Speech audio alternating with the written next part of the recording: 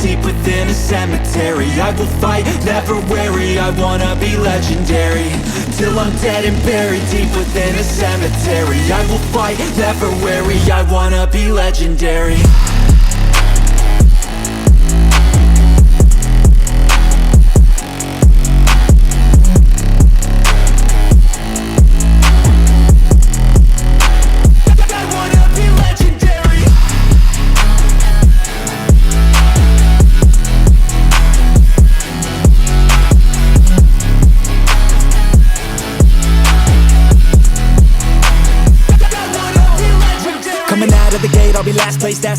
And here we have him, Andrew Walker. How are you, mate? Good, Rock. How are you, mate? Good, mate. Better known as either Tex. Always good to see you, mate. Good to see you too, Thanks Tex. for having me. And what is that nickname that you prefer? Do you prefer Tex? Do you prefer 1AW or Walks or what? Oh, look, I was always a Rex Hunt fan, so when he came out with the 1AW, I was pretty happy that I've been named after a radio station, so we'll keep that one. So obviously the Tex Walker thing was always floating around. Tex Walker, You should have had number 3 on your back then you would have been 3AW. That would have been nice. I don't think Murphy would have given up that number. Well, I was here before him. I was here before him. Who was wearing the 3?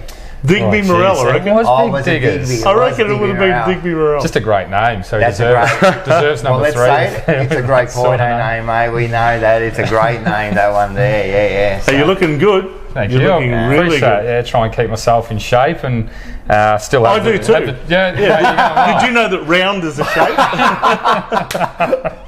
Very good. I like it. Anyway. I like it. Yeah, try and keep myself active and have a bit of a run around. Yeah, run around the GVFL. Been there 6 years as a player coach, and I've got 3 young kids that keep me pretty busy too. So helps keep the roundness off me or the circular off me. So didn't help me at all. No, that's it.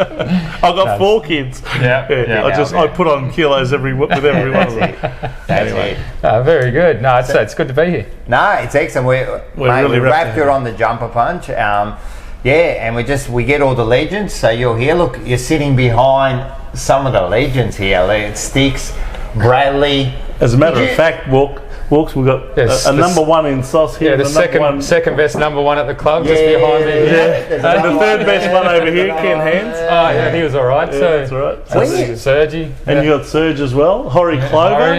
They were all behind him. Like, how did that work out? How did you get the number 1? How does that work? Yeah, I remember exactly where it was. So it was coming up to the start of the season. I'll keep this short. But I was out at my cousin's who lived out at Narre Warren, and I had a phone call from Sauce, and I hadn't actually spoken to Sauce since being drafted. And oh, really? He rang me and just said, look, the jump had been retired for a little while. I was their lowest round pick for a long time. And he threw it up to me basically and said, look, we're going to bring out a retirement for you. So were you happy with that? Or was it pressure? No, not at all. Look, I think the pressure came just ultimately going as a low pick. So we're going to chuck a number 1 on top of it, why don't you? So no, I was thrilled. Sauce rang, and of course, I'm a young kid at 17, and rang back home and said, "You won't believe it, Sauce just given me number 1." And my folks were like, "Yeah, great, that's fantastic." So I spent 13 years at the club, and I had some injuries and whatnot, but I hope I did. Looking around that, all jokes aside, I'm in some serious company with that number 1, and just hope I did the jumper proud. Oh, you definitely did that. You definitely did the jumper proud. I'm telling you, you're a fan favourite. Don't you worry about that. Yeah, thank you. And when you came down, and you were 17 too. That's like unusual too, because there's no more 17-year-olds debuting anymore. So yeah, it was strange. I went from St Joseph's College in Echuca to suddenly being, in the blink of an eye, I had all my mates around for a draft party as we used to do. Definitely no drinking, 17 years of age. So dry. A dry sort of event. And within a week, I'm at Caulfield Grammar getting ready to go to school. I'm at the Carlton Football Club, and I've started my job as a 17-year-old. And I sort of put that into context. My young boy Cody, so my oldest boy Cody's 15, and I look at him right now and go, it's literally 2 years from your moment right now. And that's how quick it goes from junior footy to all of a sudden you've got a job and you've got to perform, and you've got your supporters to think about and the club. 100%. So it was a big move. I was just going to say, we'll talk about Cody a little bit later, but as Rocco said, 17 years old, you walk into the to the Carlton Football Club. Yep. What are your immediate thoughts? I mean, we had 2 very, very lean years, probably 2 of our worst in history. Coming off our first wooden spoon in 2002 and then second last in 2003, and all of our hopes are hinged on your back as our number 2 draft pick. We'd missed out on the draft the year before. Do you remember who our first draft pick was the year before? In the end? I'll give you a clue. We went at number 45. 45. Because we missed out on the first 2 rounds because of the salary cap breaches. I can't think. Who was it? Well, you played a lot of football with him. 45. And he played a lot more games than you.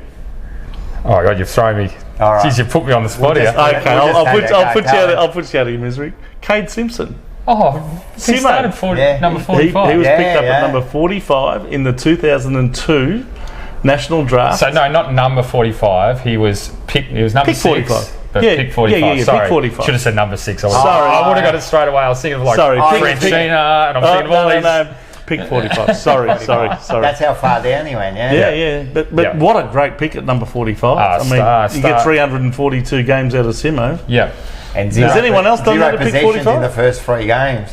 Yes. I know. Yeah. Talk about a story of persistence. Yeah, absolutely. So you get picked up. You're 17 years of age. I mean, your dad played football. He was a very prominent footballer back in the day. Did he give you a bit of advice about what to do? Yeah, Dad was obviously my biggest support, and along with my, obviously mum and the siblings. But I just remember being after school, just the hours going down and just working on really basic things, left foot, right foot. Just Dad was very big on me being able to use both sides of my body, and I think. Looking back on it and looking at current day footballers, I'm actually quite amazed that there's still a lot of AFL footballers that can't use both sides of their body. And it's one thing that Dad drilled into me at every training, like make sure that, if you are running, you find yourself on your left, kick on your left. And I sort of had the benefit of being a left-hander, so Dad teaching me left foot was actually quite easy, and it sort of felt quite natural. Is that right? You're left-handed, what, to right or? No, it's funny. So I'm all my ball sports, so football, bouncing, tennis, golf. Even golf, but then I pick up a pen, I'm right-handed. Wow. If you watch all my games, I end up, in my career, I'm probably... I can nearly categorically say I kick the ball more on my left foot because I'd grab the ball out of stoppage and straight away go left because I'm a left-hander and I always found myself running onto my left foot. So just a lot of those hours put in with Dad, but Dad was a good country footballer. He's told me that a few times, but there's a lot of things. Yes, g'day Rob, if you're out there watching. Hey Dad, he'll watch this too. But there's you go around the club rooms that Dad's played. Obviously at Chuka Football Club, and then the '79 Grand Final. He spent some time over at Miami, and there's hangers all up over the walls of Dad through the footy club. Did you go along to a lot of his games when he was playing? No, I was born in '86, so Dad he had pretty bunged up ankles and whatnot from what was finishing up by that stage. He's finishing up. I played a bit of cricket with Dad, but never got to. That's nice. Yeah, never got to go on the footy field. And it's something that I'm sort of holding on to that I might be able to do with Cody at some stage. Yeah, that would be special, and a few players have done that. Played with their sons, here and there. That would be like something special, wouldn't it? Yeah, absolutely. Will you be protected? And that's why I'm worried that I do get a bit of the white line fever, and Cody's currently playing under 18s as a 15-year-old for Echuca and going quite well. And so there is. Relax, Carlton. Just take it easy. A couple of years away. It's all right. We'll use that father-son selection, no doubt. Yeah. So no, that's something I'm certainly holding on to. Hopefully, these things that I'm putting down to my knees can give me a few more years of playing footy. I remember. Sorry, I was going to say I remember Cody when he was first born, and Kylie, your wife, was taking him into the rooms, and he would have very fond memories of coming into the rooms and watching his dad play footy. Yeah, he certainly does. And he's such a humble kid. He's been doing it since Kylie fell pregnant at the age of 21. So at that stage, like to have a child, and I was only 20. I was still a kid myself, really. But to bring Cody down to this club, he became part of the furniture pretty quickly. And he did. And he'll bring his mates here, and they're all excited. And Cody's walking through, and he's lock and loading with Juddy and whatnot. And it's just so the amount of times I saw him kicking the footy in the rooms, after the game and all that was great. Yeah. And got absolutely beautiful memories of this place, and it's going. Hopefully, it plays a big part in his life as well. Oh, he's going to be a great camper. I'm telling you, mate. I'm already excited about this. But were you a Carlton supporter? I was a Collingwood supporter. Here we go. They're all Collingwood supporters when they're kids. Cooter, Ange. You, they're all Collingwood supporters. Yeah, big Collingwood supporter. Big Collingwood supporter, but my second game in 2004 was against Collingwood. Yeah. And I was given the task of tagging bucks, so I went from being sort of in your second game. Yeah. In your second game to tag Nathan Buckley. Had to go and spend some time on bucks, and you shouldn't have had such a good first game. That's true. We'll talk about that. But had a good day that day, but he I think he tried to rough me up a little bit, and after that I was through and through Carlton. Tried to show you who was boss. Yeah, is it true? Like they said the same. Like that's it. Then after that, you're true and true Carlton. That's it. Is there anything with Collingwood? I think you spend so much of your life. You know, Collingwood was such a big football club, and as a kid, like you're fully entrenched into your junior football club that you love. You're right away to your players and all that sort of thing. Yeah. So for me, and like I've spoken to a lot of past players about this, that coming to this football club initially, I didn't know its history, and it took me the first year to really go, holy hell, this is is crazy, this place, and got to meet a lot of those people, those past players really quickly, and I guess being the draft pick that I was, and Carlton being starved from opportunity for those couple of years, I naturally had instant, conversations and interactions with these past players, and it just became such a big, it's just such a big part of my life. Yeah, it's crazy. So tell us about year one. I mean, you made your debut in round 5. Yep. Which was West Coast. As a matter of fact, I think it might be late. Might have been in April anyway. Yeah, it was late April. Yep. And against West Coast. Yep. In fact, I've got a feeling that might have been the day before Anzac Day. I couldn't tell you, but it was definitely certainly. So we're actually coming up to that anniversary now, 19 years since you made your debut. Thanks for making me feel old. Beautiful. You were only 17 years of age, not quite 18, about 3 weeks off turning 18, but had you played some reserves games before that, all of them? Yeah, and wasn't playing that well, to be honest. Really? I still remember some conversations, some really hard conversations I had to have with Barry Mitchell at the time. Yes. And, I had Carlton said they'll pick me number 2, and then I sprung on them that I'd had some little knee complaints, which was actually the thing that retired me, funnily enough, but I got 12 years out of it. But I went in for surgery and sort of missed a big chunk of pre-season. Right. Got back. This is after being drafted at number 2. Yeah. So I missed the first half of pre-season. Okay. I remember another funny story, my first session, talking about first years. I finally got down the track, and it was so fast, and I stuffed up the first 2 drills, and Pagan just looked at me and goes, "Son, get out of the drill for a second, can you?" It actually kicked me out of the drill. I was like, "Oh, really? Shit, that's a bit of a reality check for senior footy." But man, as a kid, man, that would have been tough, so it was a fair apprenticeship, and it happened really quickly that I went from being that sexy period of getting picked number 2 to going and having surgery, then turning up to the club and seeing how hard training was. I loved hard training, so that part of it was no issue. Yeah. But there was a fair realisation pretty early that I was a long way off the mark when I first got here. It was round 5 against West Coast out here, and so for the first couple of rounds I was playing underneath the Bull Ants at that stage under Barry Mitchell, and he just said to me after a few games, he goes, "Mate, you are a long way off here." And really? It was just, for me, those moments, I think, of missing an under 15 Victoria side, that was the kick up the arse I needed to play, to get drafted. 2 years later, I was selected for Victoria in the All-Australian side, went number 2, but it's just that initial sort of kick up the guts I needed. So you hadn't actually really gotten into any sort of form in the reserves, and yet they picked you for round 5. So what prompted them to do that? Was that just a gamble? Or? No, round 4 I'd had a real standout game. Okay. And I think Dennis was pretty keen to sort of inject some excitement for the fans and whatnot. Some enthusiasm into the team? Yeah, and like whether I was ready or not, that's probably another story, but something happened in the week leading up to my first game. Grandfather passed away, and it was just like, I had this, you're so close to playing. Dad? No, mum's. Dad. Alwyn Anderson. He had sort of passed reasonably young, and I just remember the funeral was really early in the week, and I've been told I'm playing. That's great, but then there's this whole period that week that just went completely numb and blank for me, and got picked up to play. I came back the day, 24 hours before the game, slept across the road at the hotel. Really? And throughout the week I was in contact with Shane O'Sullivan, who we were talking about before, and Shane just said, look, Andrew, if you want to bring the whole family, we'll put them up in what was our old meeting room. So I put the feelers out at the wake, and mum's one of 12 kids. And I think I had 45 family members come, and it was a record crowd at Princess Park for a Carlton West Coast game anyway. And I just remember being, I went out there, and just probably the best thing about it was, and probably a bit of a lesson for myself and for kids when I play senior footy, is I went out there and wasn't thinking. I went out there, I knew the game plan, I knew what I had to do, but just had this distraction all week and went out there and just played on instinct. Just played on instinct. And it was a memorable first game. It was a great game. 26 possessions. What was not the game plan, but what were your instructions? Like, where were you playing? What were your instructions? What did Pagan tell you? Like on your first game? Like that's interesting. And that great little lead in was exactly that. I remember getting to the game. It's amazing how these little memories come back. But I remember Pago just knew the week I'd had, and it was exactly that. He goes, mate, go out. We drafted you for a reason. Go out and play an instinct.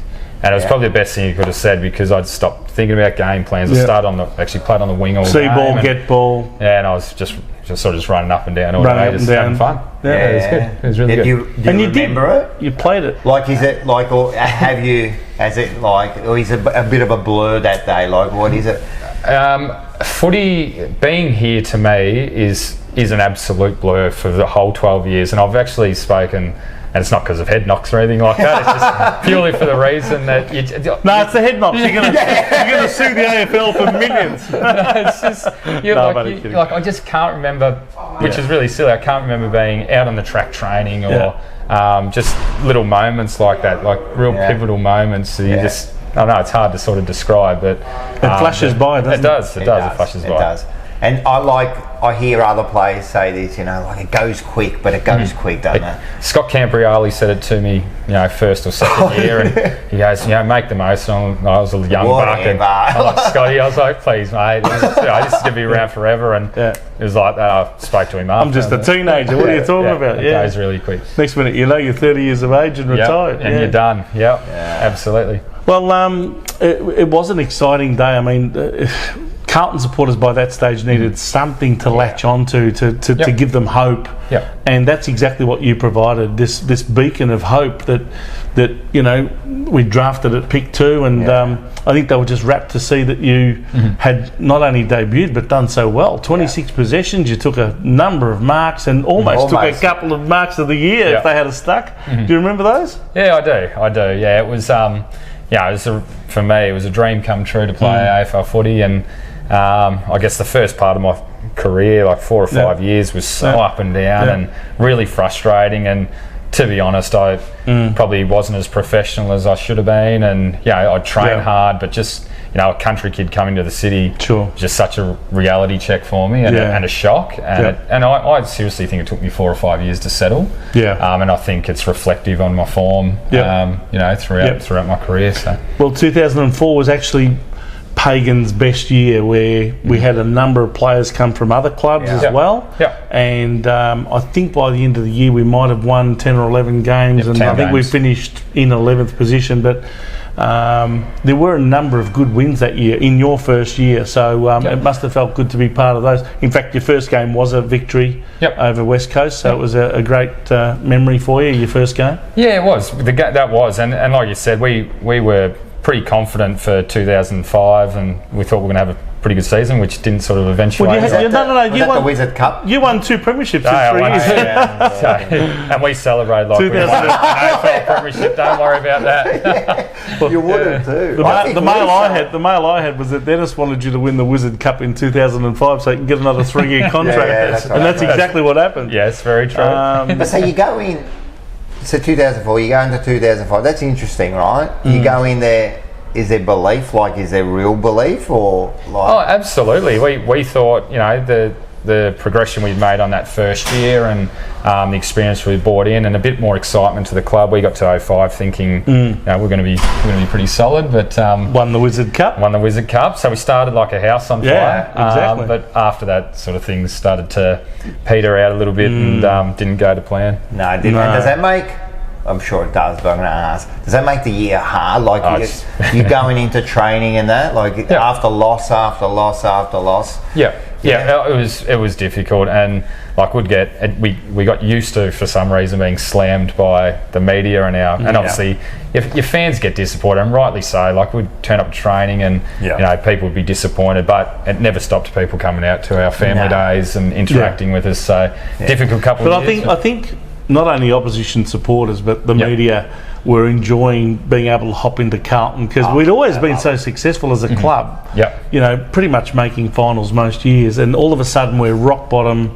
You know, wooden spoons and all that sort of thing. I mean, we won 3 wooden spoons in 5 seasons. Isn't it funny how at least we missed the first one, but you were using the word one, but just don't put in the same sentence as wooden spoons. We won the wooden spoon. That's well, when I say won, we were smacked with the wooden spoon. We were like it over the head. But it must have gotten to the point where 2 consecutive wooden spoons must have felt like, what are we doing here? I mean, what was Dennis like as a coach for you? We've often heard varying reports about his style of coaching. It may have even depended on whether you were an experienced player when he came here versus a young player like you, and when you first got here. But how did you find him as a coach yourself? I found Dennis, like in terms of the way he approached each player, was consistent, and he didn't treat me like I was a 17-year-old kid. He treated me like an adult. And I've spoken about this in the past. Out of a possible 85 games under Pagan, I think I played 78. So there was times where my form was really poor, and the best thing about Dennis, he was quite ballsy, and like in terms of myself, the positions he played me in. So my third year, after having a pretty ordinary second year, and the sexiness of your first year, all that sort of stuff. The honeymoon period's over. The third year, I tagged the best player on the ground every game. Didn't matter of position, back, forward or midfield. So I got a real range of playing on Ackermanis and Voss. And so is that the thing, that you would be tagging the best player regardless? Didn't matter even if it was as a defensive forward. And like I played at one stage, Trent Crode was killing it for Hawthorn. I'd just gone from playing on Brent Harvey the week before against North, and I'm lined up at centre half back on Trent Crode because I had a bit of height and whatnot. And Dennis goes, "This is a part of your apprenticeship, son. You're going from inside mid. You're going to run all day. Now you're going to play on Trent Crode. He's kicked 6 last week. Stop him." And like I think I finished top 5 in the BNF that year, and for me it was the best apprenticeship I could have ever had. It's like you get third year into your carpentry apprenticeship, you should know the tools. That was my chance to learn all the tools off the best players in the league. So he was great for me. That's interesting. So did you enjoy that? I loved it. Like stopping a player? Absolutely loved it. And my disposals for 06 were actually reasonably good. So all those great players were actually teaching me as I was only, at that stage I was still only 19, 20, so I was still a teenager, and Sean Burgoynes of the world, and I just, Shane Crawford and Robert Harvey, just to name a few of them. These are some running machines. And they'd run, and Brownlow medalists. I mean, Robert Harvey and Shane Crawford, just to name 2. And they'd run to where the ball was. So my disposals from 15 to from 04 to 05 to 06 went up 8 or 9 disposals per game for the year. So I was getting to a lot more contests, and it taught me how to play footy at the highest level. So you enjoyed that sort of tagging or run with role, and whether you were playing in defence on an attacking forward, or whether it was in fact in attack. But playing a defensive role on one of their attacking backmen. I loved it, and as I said, like it just gave me great variation, and for me, the thought of a a kid playing for a powerful club like Carlton was imagine going to the centre bounce and you're there and you are at the MCG and you're playing on Collingwood. That's what I said. Like I've tagged Bucks and I've tagged those guys, but to line up on the best player in the AFL on the biggest stage, in Australian sport, with 100,000 people watching you, that's like the dream come true. And for me, I felt like that year was the year I finally, for me, it clicked that this is what it takes to be an AFL football, and if this is the apprenticeship I have to do, then I'm going to do it. Wow. At the end of 06, it must have felt like the lights had been switched off at Princes Park until further notice. Two wooden spoons in a row. All of a sudden, there's board upheaval, and Richard Pratt comes back as the president of the club. Did it feel different for the playing group as well, having him back to, prop up the club and give it some hope? Yeah, absolutely, and because it really does start at the top. It really did. Like we were in such a bad place, and when Richard came in, he was unreal at even. We had dinners out at their house. The players to go out here. But I've been there a few times. And he'd be really entrenched with. It wasn't this setup, but he's very good at tipping you upside down and shaking all the money out of your pocket.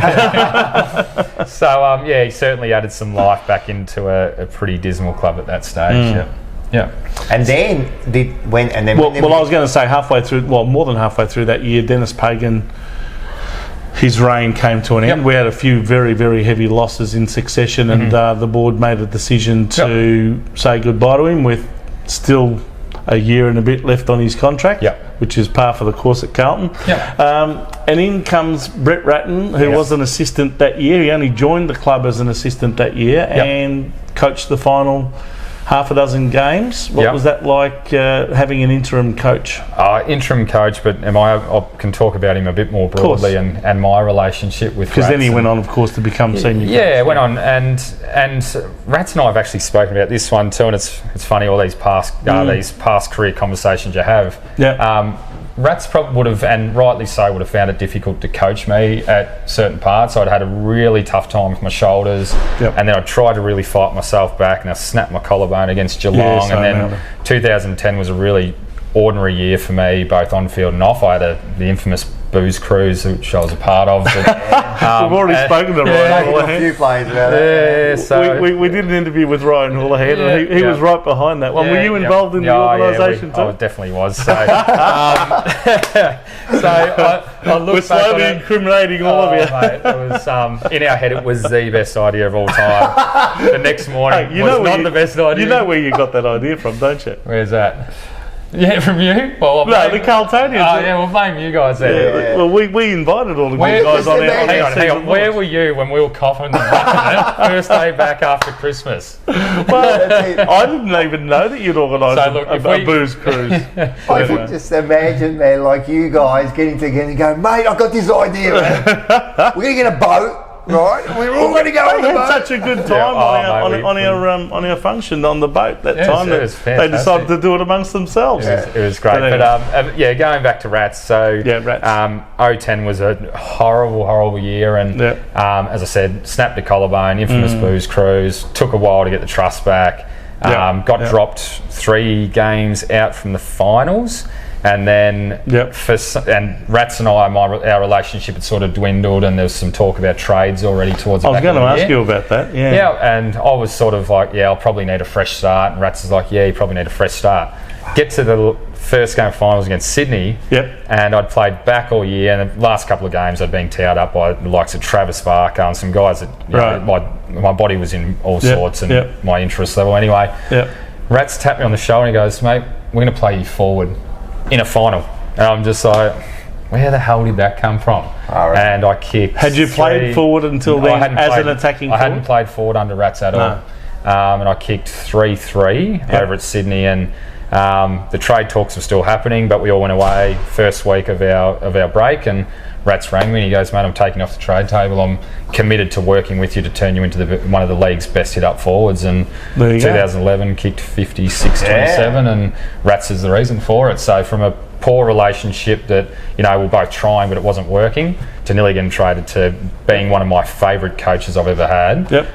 Was just, it was the time. Isn't it funny how things like that happen? So if you hadn't have played forward in that final, I would never have played forward.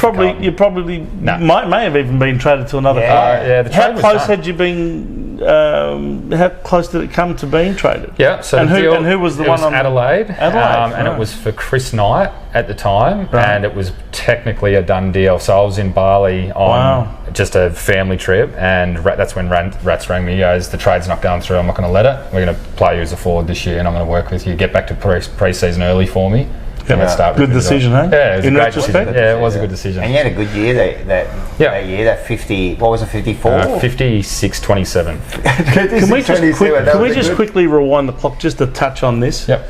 I mentioned the arrival of Rats as an interim coach in 2007 after Pagan was given his marching orders. What were the messages at the time? Was it, let's just go out there and play with sort of a gay abandon, or was there a structure and a game plan to it? No, he tried to get structured really, really quickly. He really did, even as interim. Like some of the stuff that we implemented for that final part of the year was new game plan stuff and preparation for the next year, and let's trial some stuff. And we started to change our training, sort of whole training techniques, everything around game plan. And the people that he started to bring in underneath him had come from clubs that had structures like your press and structured zones and all that, which we never did. We were man on man. So were they the changes? Some structured zones, the press and that, which you'd never done before, you just said? Yeah, we'd never done any pressing. So is that hard? Like all of a sudden they go, right, we're going to stand here. Yeah, press is a lot more detailed than what people give it credit for. And the next year, where there was a whole heap of learning that went on in Rats' first year, and I think Rowdy Brown came, I reckon, that year, and he come with some fantastic ideas around smart zoning and pressing at that stage was just coming in vogue. Mark Riley also arrived. Yeah, he did. Absolutely. And I was going to ask you about the last game of that season, touted as the Cruiser Cup. Did you play in that game between Carlton and Melbourne? It was the final game of 2007, and whoever won the game lost the priority pick. Was that our last game here? Last game at no. That was 2005. Jeez, 2007 MC. It was 2007. It was the MCG. Yeah, that's right. I think it was even Father's Day, and it was a miserable, cold, sort of a twilight game. Yeah, and it was the most weird game of football I have ever attended in my life. Yeah, I didn't play. I was out with shoulders by that stage. Yeah, I think they'd. That's right. I think they sent you to have surgery before that. Yep, I was done. Yep. Right. I think a few players got arrested in that day. I think a few players got arrested during those.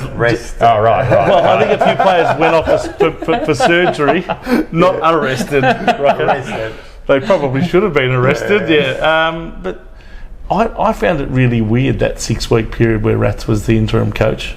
Yeah. He's the only interim coach I know that lost every single game he was in charge of and then was given a 2-year contract for the next 2 years. That's interesting. It is very interesting, but I think it worked out in Rats' defence. I think by the end of it, and the playing group gravitated to him and sort of responded to him better than what obviously they were with Dennis Pagan before. But at different periods of Rats' career as coach here, people gravitated to Rats. And he grew as a coach massively, and player group gave Rats feedback of what he needed to do, and he was implementing those things and gaining the whole group trust. And out of all coaches, like looking back on it, he's the bloke that was probably the most harshly done, and moved on. I'm going to say it. Yeah. Should never have got rid of him. Everyone knows that. I'm going to say this. Should never have got rid of Rats, man. I'm telling you. Because ever since they sacked him. And even the year that they got rid of him at the end, because Malthouse had to come to the club, right? Yeah. Even when he got... you had like an 11-11 year. It wasn't like a... Wasn't a shocker. Yeah.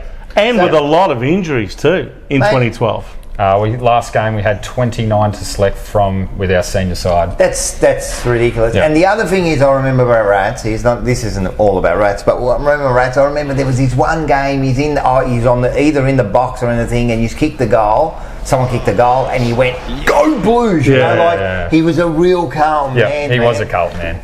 He was barracking for them on the boundary. He was barracking more than just it was just like So that was I suppose it was was sad for us when he left. I can imagine you guys. It really was, and I coach in my own right now back with the Echuca Bombers in the GV, and I can categorically say I'm in my 6th year as a coach. It takes time to build. You can build a game plan, you bring all this skill to your club. The one thing and if my players are going to be watching this, they probably will be. I bang on about this all the time. Like I hear that a team's gone and bought this VFL player or ex-AFL player, but you cannot buy camaraderie. Yes, and that's the biggest thing. On-field camaraderie, knowing your teammate from a personal level, transitions onto the football field because you know exactly how they're playing, their personalities. So we were just nearly there. We were just nearly there. We were 3 or 4 years under Rats, had a successful year, plagued by injuries. We probably needed a few more years for us to really prove what we were about. So, and what difference did you see with the arrival of Chris Judd at the end of 2007?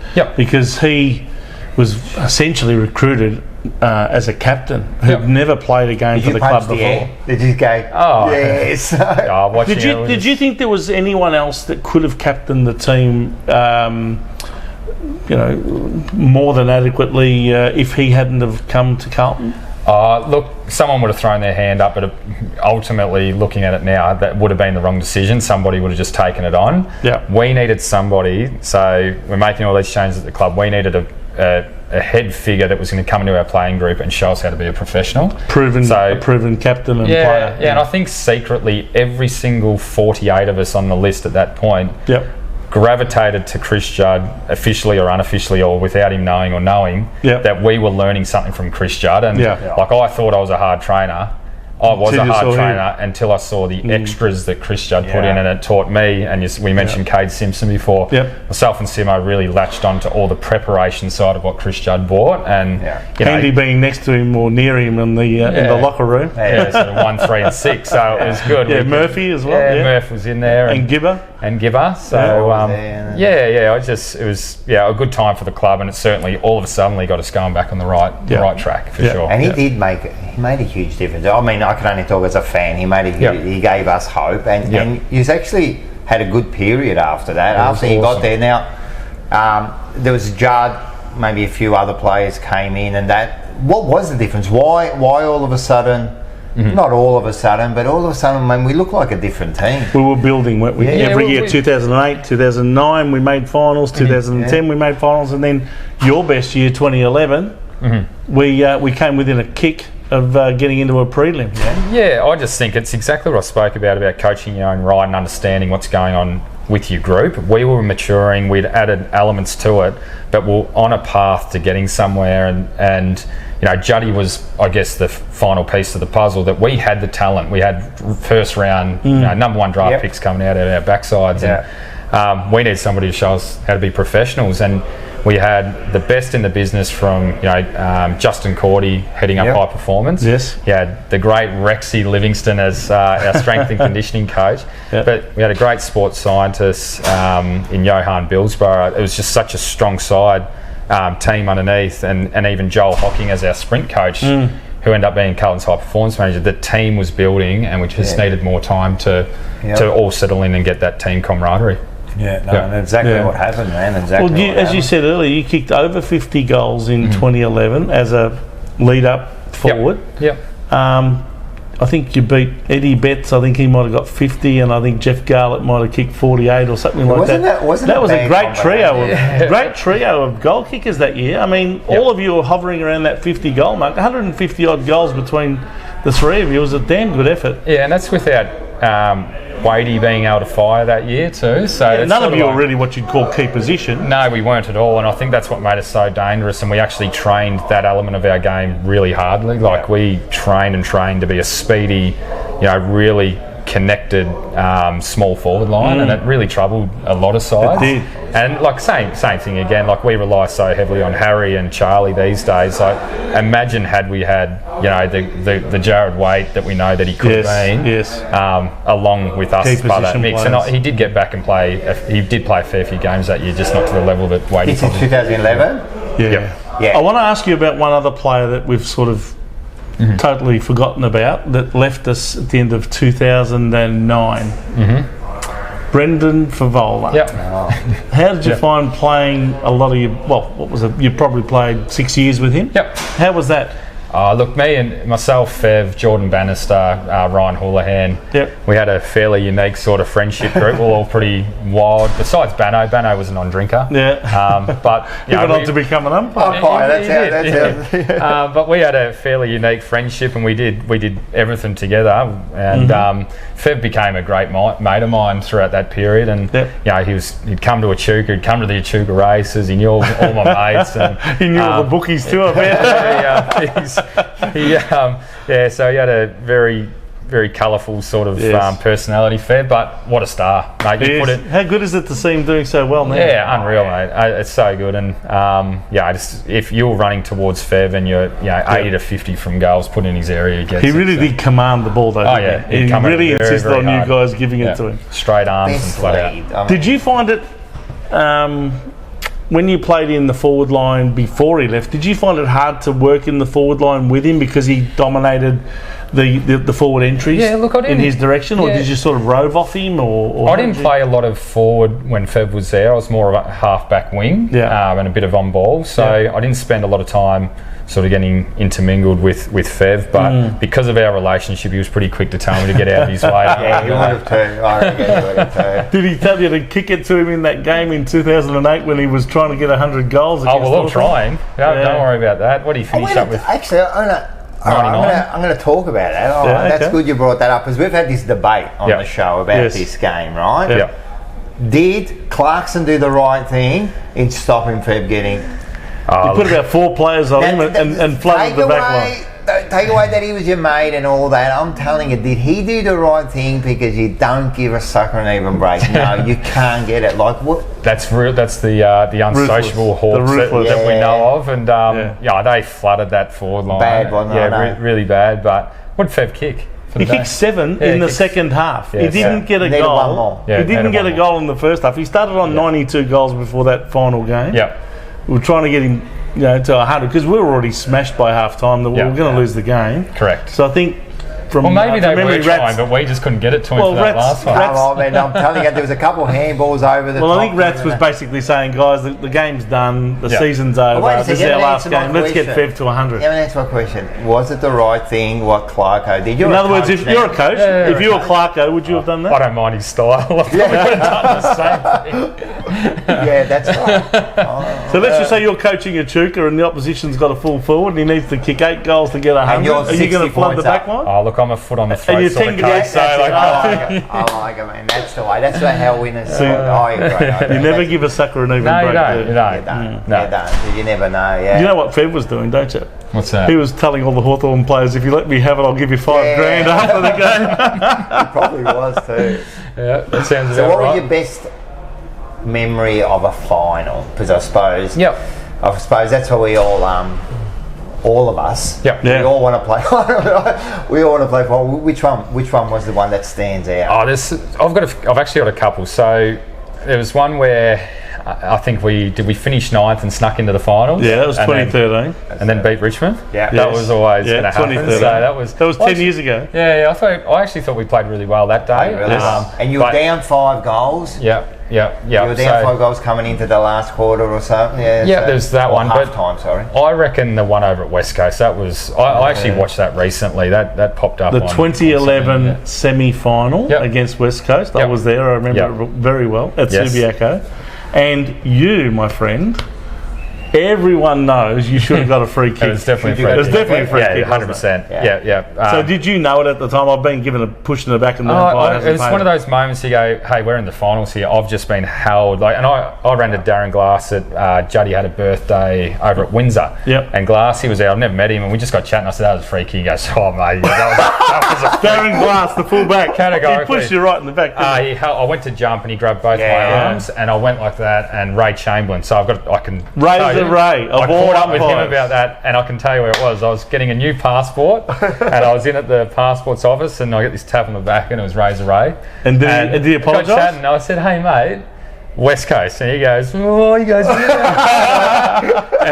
and he does all his motivation speaking now, and he's on SEM with Gerard Waitley. I heard him the other day. Yeah. So he did one at the Echuca Footy Club 2 years ago, and I was away, and I'd teed up a few of my players to hit him up with some questions, and one of my blokes got up with the mic, and he goes, now Andrew Walker's our coach. As he went to say it, Razor Ray goes, well, you can tell Coach Andrew Walker to stop being a sook.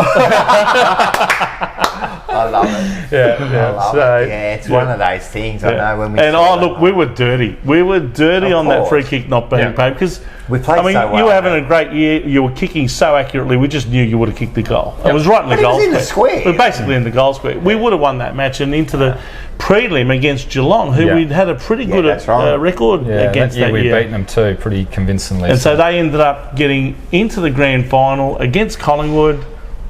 Because they beat West Coast in the prelim. Yep. And they win the premiership. Yep. So could that have been our flag? Oh, 100%. That was our year. Could have won a premiership. That's as strong as I've ever felt as a team at AFL level we were on, and you just have to watch 2011 footage to look at our body shapes, our confidence, our team camaraderie, which I keep going back on. We were on.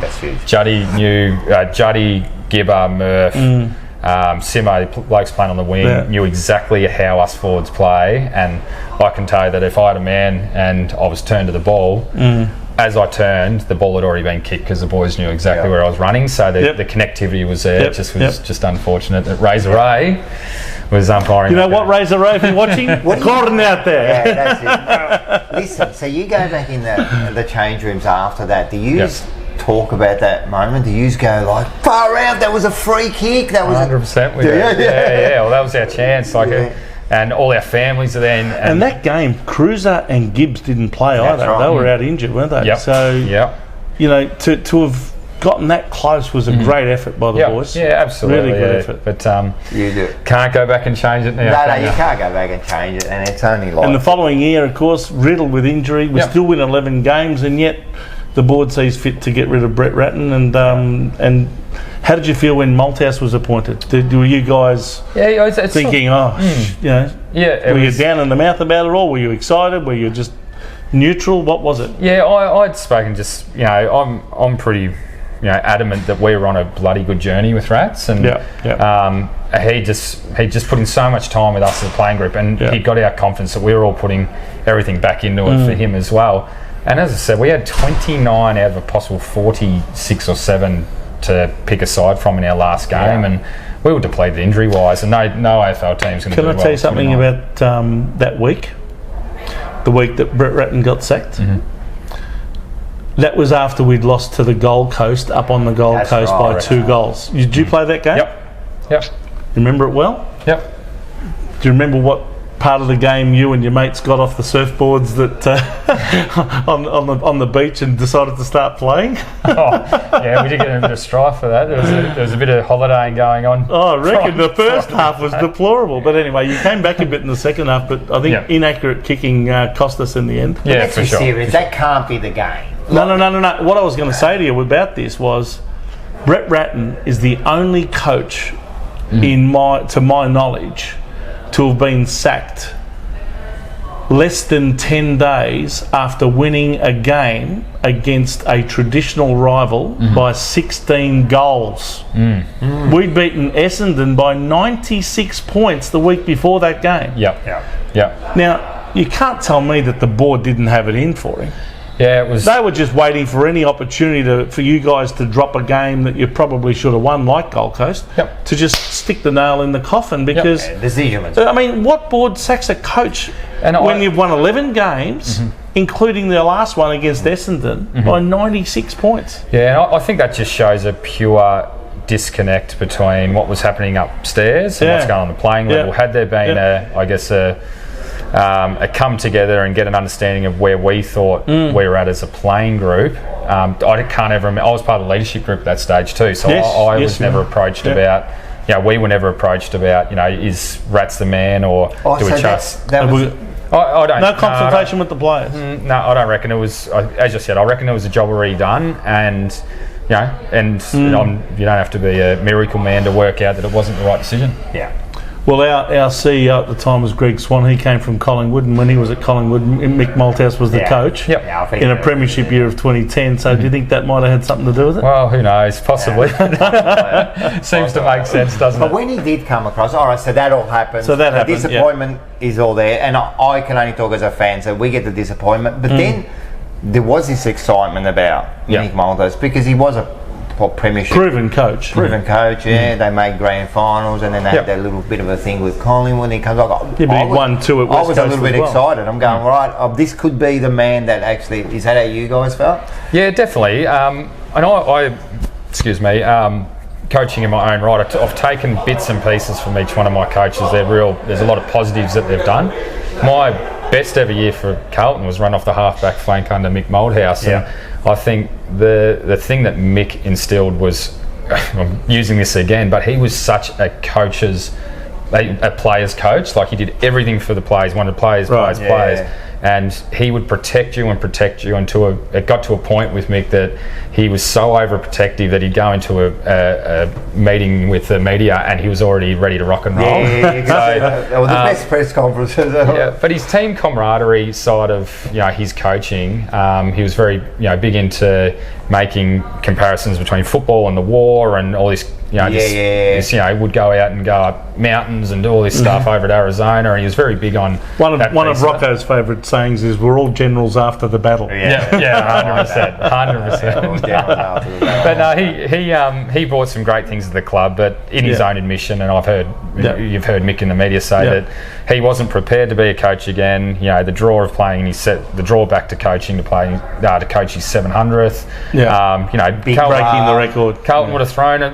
Basically the whole facility at him to coach, so he's just a human and he made a decision to do it. That's what I mean. So wasn't the right decision ultimately. I'd love to see with a crystal ball what it would have been like had Rats had another 3 years. 100%. I think the philosophy at the time at the club was that we had the team, we just needed a coach like Mick Malthouse to get them to the promised land rather than Ratten, because they felt that Ratten wasn't going to quite get you there. And that he may not have been up to being a premiership coach. I think that's what they were thinking. But in reality, it possibly was actually the other way around. We actually had the coach. We didn't quite have the team or all of the pieces in the team that we needed to be successful. I'd agree with that. But anyway, I guess we all learn the hard way. It's been 10 years since then. Yeah, so there was 11, 13. 13 we made finals. 13 in Mick's first year. Obviously, you talked about that before, that was famous final against Richmond at the MCG where we came back. So that was my best year. That was on Chris Judd's 30th birthday that day. And he kicked the winning goal. This would be fitting when he kicked that goal. That was great game. That was my best year. 2013 was my most, as a footballer, was the freest I've felt. So I had to learn how to play forward in 11, and I put so much into my training. And then in the pre-season games with Mick, I was still playing as a forward. Got to round 1. Playing Richmond, he's like, you know what, we need you to play your natural game. Just see the ball, just go half back. And it's like, when he said that, I was like, that was a bit of a weight off the shoulders. And I just, for that whole season, just felt I was able to just have the game in front of me, and it was just like, just go. It was the best, man. That's what they say, It was fantastic, man. You were kicking goals. We found another goal kicker. It was great, man. I really enjoyed it. Enjoyed it. And then, of course, Could I just say something that year there? Go for it. Yep. So we make the finals because of the cheats, right? I'll say, you don't have to say the cheats. They missed out, so you make the finals. But that last game at in Port Adelaide. Oh yes, so that was 5 goals down. That was the last game played at Amy Stadium. The very last game ever played. You needed to win it.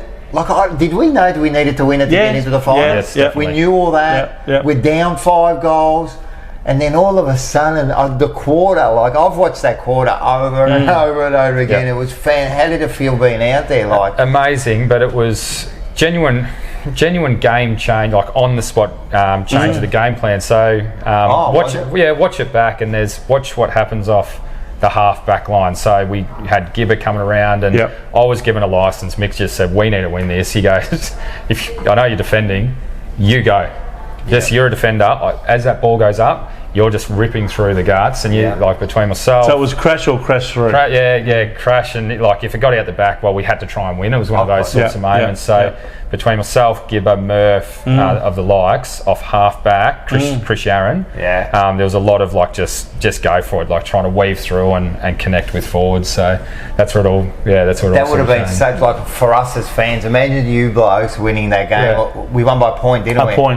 A point, oh my God, that was like fantastic. And then to make the finals, I can just imagine. No, it was cool. It was really that would cool. have been a good night.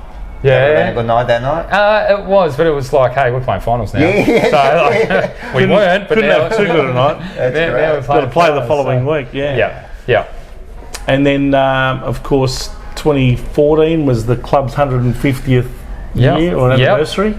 And things started to go backwards, and we missed out on playing finals. And you had some injury concerns again, didn't you? And then 2015 was a real disaster. We finished last. And it's probably, to me, footy's such an up and down emotional sport, and to be in this sport for 12 years, my last 2 years were the worst, like mentally and physically. I remember, my knee was in such a bad shape, and I'm sort of that sort of person. If the coach asked me if I'm right to play, I'm playing. And I just remember for 2 years I was just in such excruciating pain. I couldn't walk down the hallways. Your knees? All the time? My left knee. Just your left. But the mental stress that created, I played usually at about a 91, 92, really lean, healthy weight. And by the end of the second year with my knee, I was playing at 85. I was like, I felt skinny, I felt yuck. And from no other reason, just through pure performance anxiety and stuff that comes with major injuries. So I was given another contract. I still had 2 years to go when I pulled the pin, and for me and my family, like I was turning into I was just a bad person to be around. I'd lost my passion for football, but I was being so headstrong to say, well, this is my job. People are relying on me to be my supporters that I loved. Want to see me still play footy, and you're sort of really torn until one morning, Dale Thomas and Dave Allard go, can you meet us for coffee? It was like 6 in the morning before training. And they just looked me both straight in the eye and said, you're going in that club and you're retiring today. Really? Yeah. And I was just that moment, I was like, right, I've got my mates super worried about me. So I walked in and shut Bolts' door, and he goes, I know exactly why you're here. And that was it. And planned our retirement game, which was just absolutely beautiful moment from the club back to myself. And St Kilda game, wasn't it? It was. MCG? Yeah. And that was the last sort of thing for me. And I felt really proud of everything I'd done for 12 years. 100%. Yeah. Did you know that year when you turned 30 that, hey, now I'm a 30-year-old, I've got the sort of licence to retire and not be considered to be retiring too early? Yeah. Because you don't want to retire in your 20s, do you? No, I think I was 29 when I walked into his office, so maybe I might turn 30 by the end of the year. But look, when your time's done, and my time is up, and no regrets at all. And you also played for the Indigenous team, didn't you? That went to Ireland. What was that like? No, I didn't. I was selected. I was selected to go, but I didn't end up going. That's right. So no, I didn't get that opportunity to play in that All Stars game. But did you play in any other games of that sort of nature? Because state football had already finished up by that stage. No, but I was heavily entrenched with all the Indigenous camps that we used to have, and they were awesome. Like we played sort of games on those, but they were fantastic. But no, I never got into any of the representative ones. Too injured at that stage. Well. You managed to, I guess, squeeze out 13 very good years. Some better than others. The ones that you probably struggled in, you were hampered by injury pretty much. But you still managed to get over the 200 game mark, and that's some achievement that most footballers never get around to doing. Yeah, I was at 187 when it started to go real pear-shaped, and I literally crawled over the line for those 13. And I know for a fact, you you don't want your coaches to be handing out games to you, but there was some that I was really bad at. There's a couple of players that get handed games at the end, and once you play that many, I mean, come on, you probably deserve a couple more. But there was a realisation, like in those last 13, like I got 3 young kids, which I'm sure we'll talk about, but I started to switch my mind from being we are selfish. We have to become selfish in our sport. It's all about us from sort of 6 till personally to get yourself as a professional to play footy. You do become quite selfish. Well, you have to. Yeah. Because it is. I know it's about it, like you were saying about that team, and but it's still about you. Yeah. Like if you're not playing, there's no team. You got 13 years out of AFL football. Yeah. The average player gets 4. Yeah. It's more than triple the average person. I hate to know how many weddings and 21st and 30th I missed over the years. It's just crazy. It's all worth it. It is, absolutely. It's worth it. Memories, friends.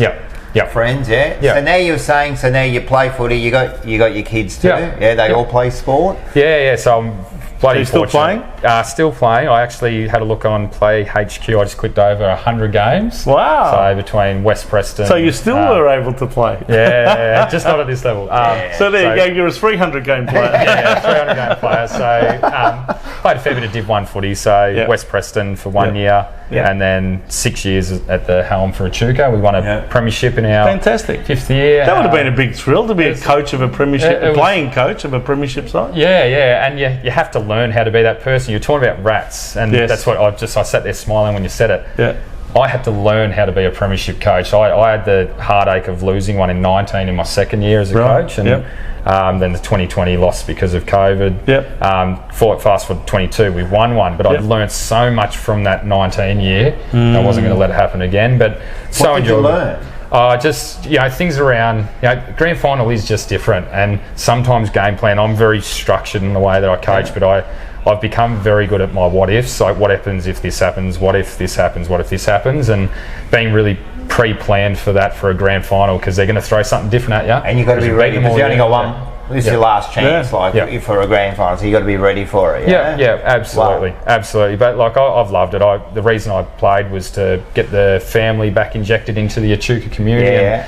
I've got my 2 boys, and they're both going extremely well with their sports. So how old are they? Cody's 15, and Ali is 11. So both going really well. They're both different footballers. Ali's an inside mid, and Cody's a sort of a running, sort of similar sort of build to myself. And both going extremely well. And little Letty, she's just started Auskick as well. Nice. She's got the 2 older brothers that have toughened her up a bit, so she might. You never know. We might have an AFLW player coming. Maybe. That'd be good. Good. So the oldest, is Cody, is it? Yep. Cody, So he's 15, so he'll be father-son guaranteed. Huh? Yeah, they're both father-son, and they're both part of the NGA, the father-son program with Carlton, and. I know it's a Carlton show, but they're zoned to bloody Richmond for the Indigenous side of it. Don't worry, we'll fix that up. Don't worry, Rocco and I, we fix. We'll fix it up. Don't worry, mate. I've got a few uncles. We'll fix all that up. Yeah, that's right. How is it, just quickly, watching your son play footy? I love both sons. I sit there. I love it, mate. Like one thing I love about both my boys and my daughter. Sorry. They're so self-driven and love the sport. For me, it's an easy job as a parent to go watch my kids, because I see all the work they put in during the week, and they're taking the guesswork out of their performance. Do you get involved, like in teaching and stuff? Do you get involved? You are a coach. Yeah, I am a coach, but I'm sort of one of those people that I'll teach them. I've taught them the most important things, and it's about, if you want to do it, be self-driven. Don't wait for dad or mum to do something. If you want to do it, go do it. And things around just being fair and reasonable with them, and I think that's for me the biggest thing, and the biggest thing that now that I step back, and whilst in your own head you go, geez, I might have been hard on my kids when they were going through under 10s or 12s, but I watch them now as they've progressed, and they're personally self-driven, and they know the level that they need to get to because of just having those genuine conversations with them. So it would be tough too for your kids because you are Andrew Walker. So did they go out there and like, oh, well, how can you answer this? I've got to ask them that. But how? I don't know. Like, how is it they go out there? I think they've handled it extremely well. I know exactly what you're saying. So Cody more so because he's a bit older. I was still playing for Carlton when Cody was playing West Preston, so I'd come down and watch him, and having such a big so many Carlton people present around that Preston region. They know exactly who he was. But I think Cody, and I spoke about it at the start, was so entrenched with this place that the pressures of it for him, he already knew what was going on, so he was pretty used to it. And they'll come home even now, and kids might be, their mates might say, oh, you did this or did that, your dad's this, and I think they handle it really well, to be honest. And I think you've got Sauce now playing for us, and I think like it's a different pressure. Like all you want to do is play footy, and then all of a sudden you're getting people going, it's because your dad, or like we hear it with Sauce now. If it wasn't because of the name, you wouldn't be getting a game, and that you hear supporters saying that, and sometimes you feel sorry for the poor kids. All they want to do is play footy, and they want to probably get out of that shadow a little bit. Does he ask you for advice? Does he? Absolutely. I think that's the relationship we have is such, probably more so as mates, and like for context too, that the kids are into all the same things I was into. So one, we've got similar interests, but they've beaten all my old records and stuff. Like so for cross country, high jump, 200, 400s, basketball, like. They've both made levels of sport at the same age I was that I never made. So I sit here like I'm so bloody proud of them. Of course, and and it's a little bit like upset. Come on, man. Yeah, come on. That was mine. You would be proud. I guess it'd be nice to be the Gary Ablett senior with your young boy being the Gary Ablett junior. That'd be nice. I think any young kid, boy or girl, who plays football when their parent or their father was a great footballer, it would be a lot more difficult for them to jump out of that shadow, wouldn't it? Huge. But if they are able to do it and create their own path, you've seen what Stephen Silvani's done out of the shadow of his father Serge, and now we see Jack doing the same thing with Stephen, and lots of other examples. But it'd be tough. Obviously, if Cody happens to come to Carlton, you're going to have a pretty big role in guiding him in the right way. We're having another walk. I'm telling you now. We're going to have two of them. We're going to have two of them. As I said, they're so. I'm always just going to be their biggest supporter and mate first and foremost. But to give anyone who's watching a context, like Cody brought himself to Melbourne.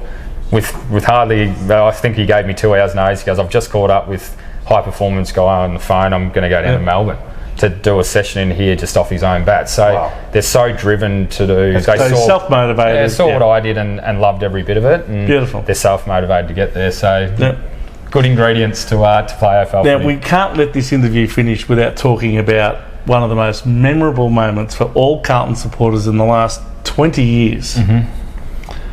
The famous mark that you took over Jake Carlisle against Essendon. You were robbed. You should have won it that year, mate. I don't care what anyone says. How is that? That mark has been replayed probably 100,000 times more than the mark that was actually given Mark of the Year that year, which I think was Andrew Cracker. Crackers, Now, rubbish mark. Come on. Your mark was unbelievable. Now, just talk about the mark to it. I mean, what was the lead up to it like? What did you think? Did you think I'm going to really fly for this? Or? As you were just saying in the screen, there was a mark of Jezelenko going on the screen behind, and I sort of put it on the same category.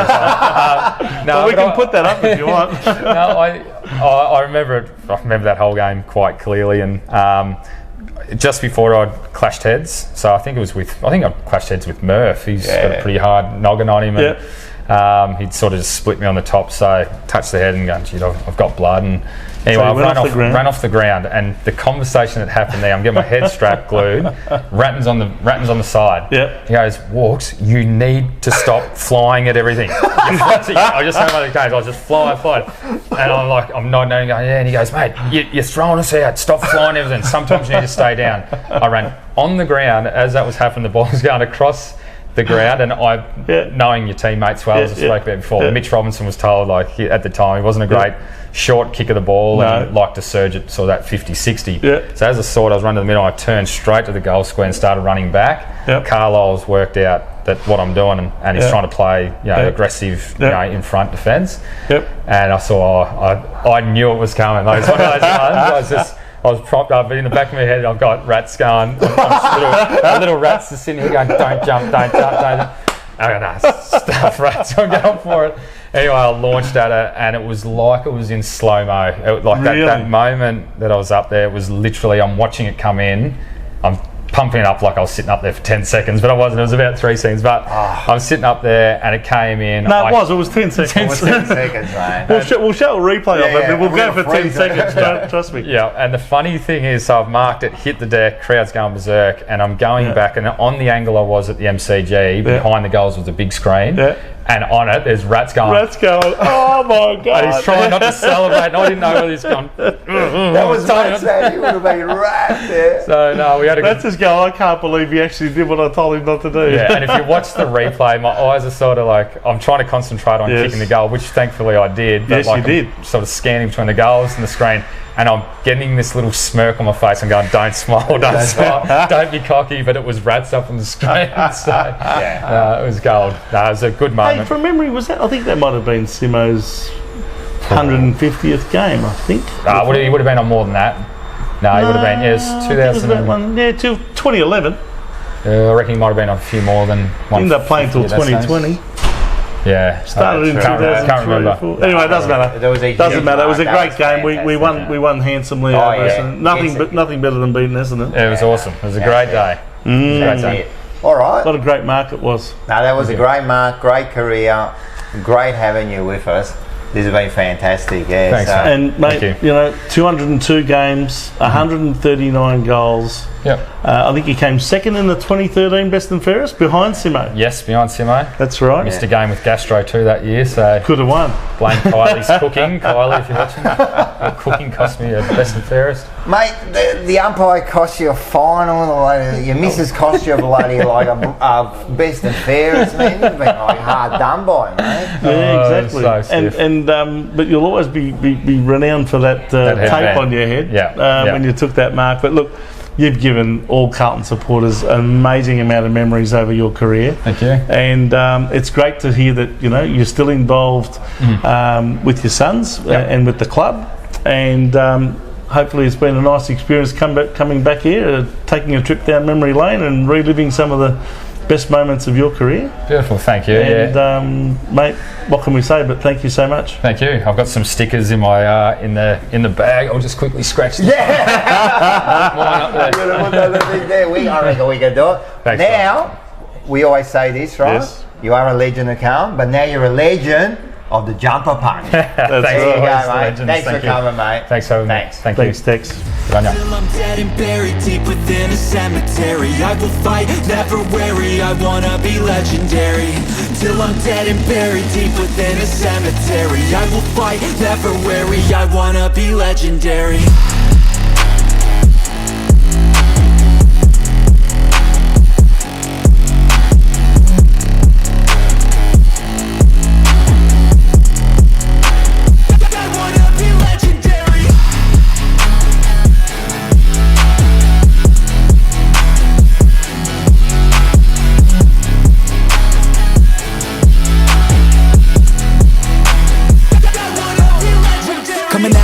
I'll be last place, that's alright, I don't work at a fast pace. I'm a steady horse creeping up, straight passing. And once I pass you, no one's getting past me. I see people hit walls and they stop there. I don't get that mind, man, it sounds scared. Good things take time, better prepare, cause anything great takes pain, isn't fair.